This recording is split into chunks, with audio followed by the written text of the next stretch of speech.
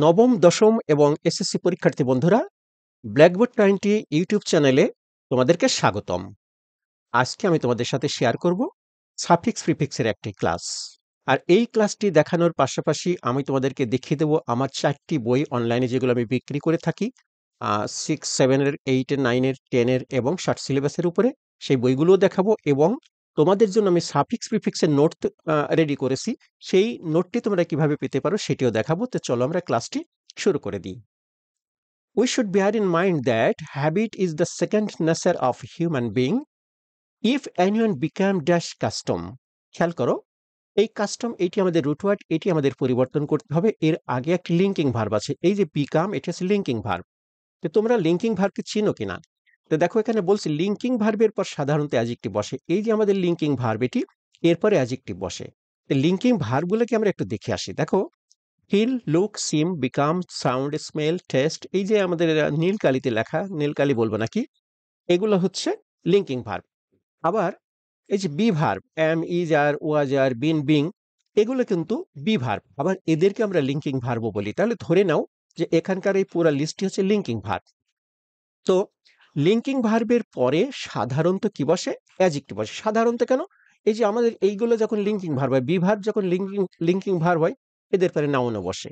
তাহলে আমরা এটিকে, এই যে বিকাম, যেহেতু আমাদের মেজর লিঙ্কিং ভার্ব এইগুলি, এরপরে এই শব্দটাকে আমরা অ্যাডজেক্টিভ বানাবো। তো কাস্টমার অ্যাডজেক্টিভ কি? কাস্টমকে আমরা যখন ভার্ব হিসাবে লিখি তখন সেটা অ্যাকাস্টম হয়। আর এর পাস্ট পার্টিসিপল লিখলে, অর্থাৎ অ্যাকাস্টমড লিখলে সেটা অ্যাডজেক্টিভ হয়ে যায়। তাহলে আমরা বিকামের পরে অ্যাডজেক্টিভ হিসাবে কাস্টমকে আমরা বানিয়ে দেবো অ্যাকাস্টমড। এখানে সবটুকু নিয়ম লেখা আছে, তোমরা আরেকবার পড়ে নাও। আমরা এটা তুলে দিয়ে আমরা লিখলাম হচ্ছে অ্যাকাস্টমড। তো ইফ এনিওয়ান বিকাম অ্যাকাস্টমড, কেউ যদি অভ্যস্ত হয়ে পড়ে টু গুড ম্যানার্স, ভালো আচরণে, অর্থাৎ কেউ যদি ভালো আচরণ অনুশীলন করে এবং তাতে অভ্যস্ত হয়, he can't behave with anyone, সে কারোর সাথে ভালো আচরণ করতে পারে না। এটি কি কথা হলো? যারা ভালো আচরণে অভ্যস্ত হবে তারা তো খারাপ আচরণ করতে পারবে না, তারা কি করবে? ভালো আচরণ করবে। তো এখানে বলছে he can't behave with anyone, সে কারোর সাথে ভালো আচরণ করতে পারে না। আসলে এইটা আমাদের করতে হবে, সে কারোর সাথে খারাপ আচরণ করতে পারে না। তো খেয়াল করো, এই যে কান্ট, এইটা হচ্ছে মোডাল অক্সিলারি। তোমরা কি মোডাল অক্সিলারি লিস্ট চিনো কিনা? বলছে মোডাল অক্সিলারি ভার্বের পরে মূল ভার্বের বেস ফর্ম বসে। যেহেতু এটা মোডাল অক্সিলারি, এইটা ভার্বের বেস ফর্ম হবে। এই ভার্বের সাথে সাথে এস, ইএস, আইএনজি কোনো কিছু লাগানো যাবে না। এটা একদম মূল ফর্মে লিখতে হবে। তারপর সেখানে মূল ভার্ব হিসাবে ভার্বের বিহেভ বেস ফর্মে দেওয়াই আছে। দেখো, এটা নিজেই বেস ফর্ম। বিহেভ মানে ভালো আচরণ করা। তো আমরা বাক্যের সাথে সামঞ্জস্য রেখে উক্ত ভার্বের আরেকটি বেস ফর্ম খুঁজে বের করব। আমরা জানি যেহেতু মোডাল অক্সিলারির পরে এখানে একটা ভার্ব হতেই হবে এবং সেটা বেস ফর্মে হতেই হবে, আবার এটি দেওয়াও আছে বেস ফর্মে, তাহলে আমরা আরেকটি বেস ফর্ম খুঁজবো। তো এই যে আমরা বললাম, একটু আগে দেখলাম যে হি কান্ট বিহেভ, সে ভালো আচরণ করতে পারে না, আসলে সে খারাপ আচরণ করতে পারে না। এই শব্দটিকে আমরা তখন অ্যান্টোনিমাস বা বিপরীত ফর্মে লিখব। তো বিহেভের অ্যান্টোনিমাস শব্দটি হচ্ছে মিসবিহেভ। এইটার অর্থ হচ্ছে খারাপ আচরণ করা। দেখো এখন মিলবে, he can't misbehave with anyone, সে কারোর সাথে খারাপ আচরণ করতে পারে না যদি সে কি করে? গুড ম্যানার্স, ভালো আচরণ কি করে? আচরণে তোমার হচ্ছে অভ্যস্ত হয়। তাহলে আমরা এটা লিখবো হচ্ছে মিসবিহেভ। তো আমরা এখানে লিখে দিলাম মিসবিহেভ। তার আগে যে মোডাল অক্সিলারি গুলো, তোমরা অনেকে হয়তো মোডাল অক্সিলারি চিনো কিনা? সবাই চিনো আশা করি, ক্লাস 10 9 এ পড়ো তোমরা। এই যে কান্ট যেরকম মোডাল অক্সিলারি, এগুলো কিন্তু সব মোডাল অক্সিলারি। তো এই শব্দটা আমি কান্ট পড়ছি, তোমরা কেউ ক্যান্ট পড়ো না। ক্যান্ট আসলে হচ্ছে আমেরিকান সাউন্ড, আমেরিকান উচ্চারণ। আর আমরা যেহেতু আমাদের স্কুলে ব্রিটিশ ইংলিশে বই পড়ানো হয়, তাই আমরা আমাদের স্কুল, মাধ্যমিক স্কুল, কলেজগুলোতে আমরা এটাকে ক্যান্ট না পড়ে কান্ট পড়বো। ওকে, থ্যাংক ইউ। তাহলে এটা আমাদের মডেল অক্সিলারি লিস্টে দেখে নাও। এখন আমরা এইখানে লিখে দেবো কি?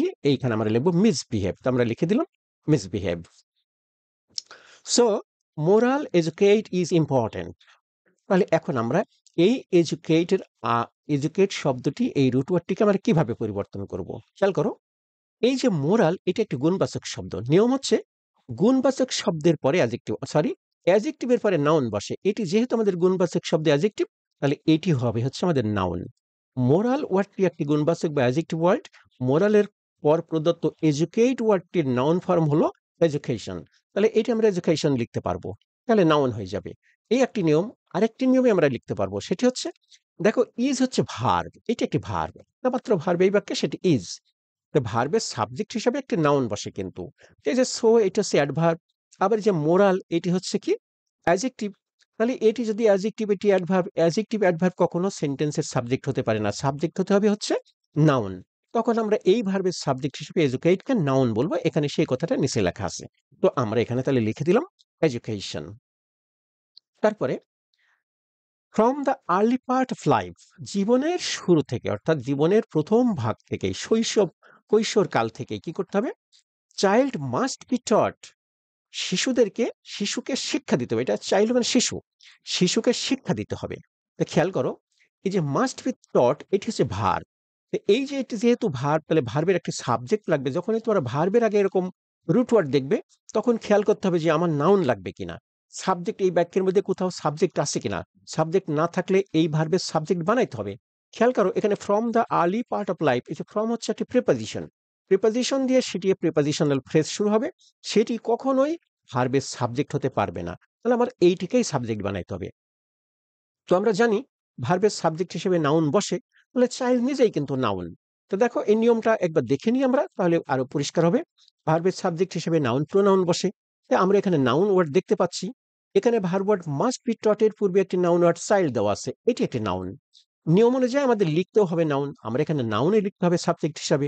তাই বাক্যের অর্থের সাথে সামঞ্জস্য রেখে অর্থাৎ এই অংশের সাথে মিল রেখে চাইল্ডের ওপর একটি নাউন ফর্ম চিলড্রেন লিখবো। দেখো এটাকে আমরা চিলড্রেন লিখবো। যে বাক্যের সাথে সামঞ্জস্য রেখে কেন বলছি? দেখো এই নাউনের কিন্তু একাধিক ফর্ম আছে, আলাদা আলাদা একাধিক ফর্ম আছে। যেমন চাইল্ডের একটা নাউন, আরেকটি নাউন ফর্ম হচ্ছে চাইল্ডহুড। চাইল্ডহুড হচ্ছে শৈশব। আমি যদি এখানে চাইল্ডহুড বানিয়ে দিই আমার এই বাক্যের সাথে অর্থের সাথে সামঞ্জস্য হবে না। যেমন চাইল্ডহুড মাস্ট বি টট, শৈশবকে অবশ্যই শিখতে হবে, শৈশবকে শিখতে হবে না, শৈশব কালে শিখতে হবে। আচ্ছা, তাহলে এটা মিলল না। আমি যদি এটাকে বলি চিলড্রেন মাস্ট বি টট, শিশুদেরকে অবশ্যই শিখতে হবে বা শিখাতে হবে, তাহলে দেখো এবার মিলে যাচ্ছে।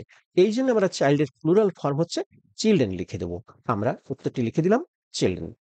তো বন্ধুরা এই যে এতক্ষণ তোমরা এই ক্লাসটি দেখছো আর একটি গ্যাপ বাকি আছে বলছি, তো তোমরা এরকম 40টি গ্যাপের এরকম ব্যাখ্যা সহ নিয়ম ব্যাখ্যা সহ যদি তোমাদের হাতে থাকে, এই জন্য আমি তোমাদের জন্য একটা পিডিএফ নোট তৈরি করেছি। এরকম 40টি প্যাসেজ সম্বলিত, 40টি প্যাসেজ, এবং এই 40টি প্যাসেজের পাশাপাশিও আরো গ্রামার শিখতে, সাফিক্স প্রিফিক্স শিখতে অন্যান্য গ্রামারের সাপোর্ট লাগবে। সেগুলো আমি তোমাদের এই পিডিএফ নোটটার মধ্যে তৈরি করে দিয়েছি। তো তোমরা যদি এই পিডিএফ নোট আমি যেটি আজকে বলেছিলাম শুরুতে পিডিএফ নোটটি তোমরা পেতে চাও, তাহলে আমার সাথে হোয়াটসঅ্যাপে যোগাযোগ করতে হবে। হোয়াটসঅ্যাপ নাম্বারটি স্ক্রিনে তোমরা দেখতে পাচ্ছ।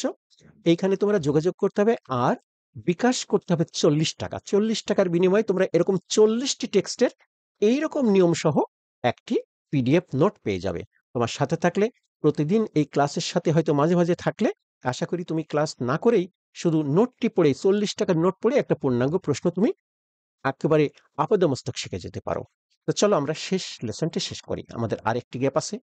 তো বলছে চিলড্রেন মাস্ট বি টট, শিশুদেরকে অবশ্যই শেখাতে হবে what the differ between right and রং, সঠিক এবং ভুলের মধ্যে পার্থক্যটা কি তাই শেখাতে হবে। তো দেখো এটি হচ্ছে আমাদের ডিটারমিনার, দা হচ্ছে আমাদের ডিটারমিনার। নিয়মটা দেখে নাও। নিয়ম বলছে ডিটারমিনারের পরে নাউন বসে, অর্থাৎ এই যে ডিটারমিনার এরপরে এই শব্দটি নাউন হতে হবে। এখানে ডিটারমিনার দা এর পর ব্যবহৃত ওয়ার্ড ভার্ব ওয়ার্ড, এটি ভার্ব, ডিফার পার্থক্য করা। ভার্ব ওয়ার্ড ডিফারের নাউন ফর্ম হলো ডিফারেন্স। তাহলে এই শব্দটি আমরা ডিফারেন্স বানাবো। এখন তোমরা কি ডিটারমিনার শব্দটা শুনেছো তো পূর্বে? নিশ্চয়ই শুনেছো। তারপরে আমি একটা লিস্ট দেখিয়ে দিই। যা দেখো এইটা হচ্ছে একটা লম্বা লিস্ট, এই শব্দগুলো সব তোমাদের জানা। অ্যান্ড দা বহুল ব্যবহৃত 3টা আর্টিকেল, এটা কিন্তু ডিটারমিনার। এখানে আমি দা ব্যবহার করেছি, এটা একটি ডিটারমিনার। তারপরে অ্যানি, অ্যানিবডি, এনিথিং, অ্যানিমোর, তোমরা যা এটা রিডিং পড়ে দেখো সবগুলো তোমাদের জানা। এগুলোকে বলা হয় ডিটারমিনার। এদের পরে সর্বদাই নাউন বসে। এই যে বলছে ডিটারমিনারের পর নাউন বসে।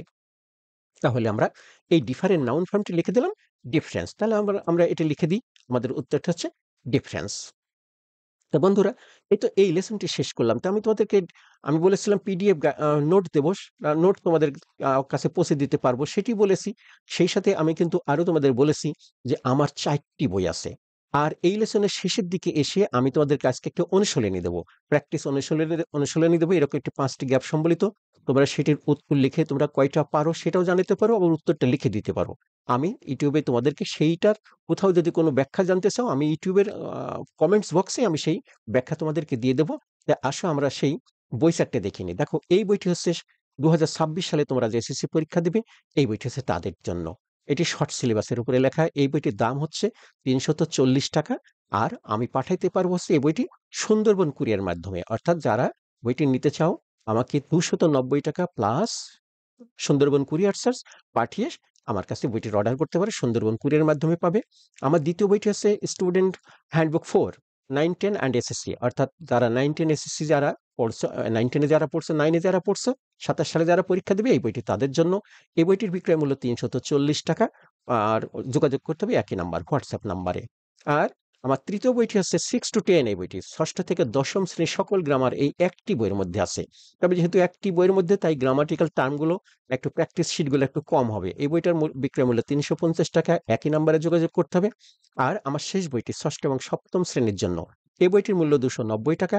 একই নাম্বারে যোগাযোগ করতে হবে। তাই বলেছিলাম যে তোমাদের আমি একটা প্র্যাকটিস শিট দেখাবো।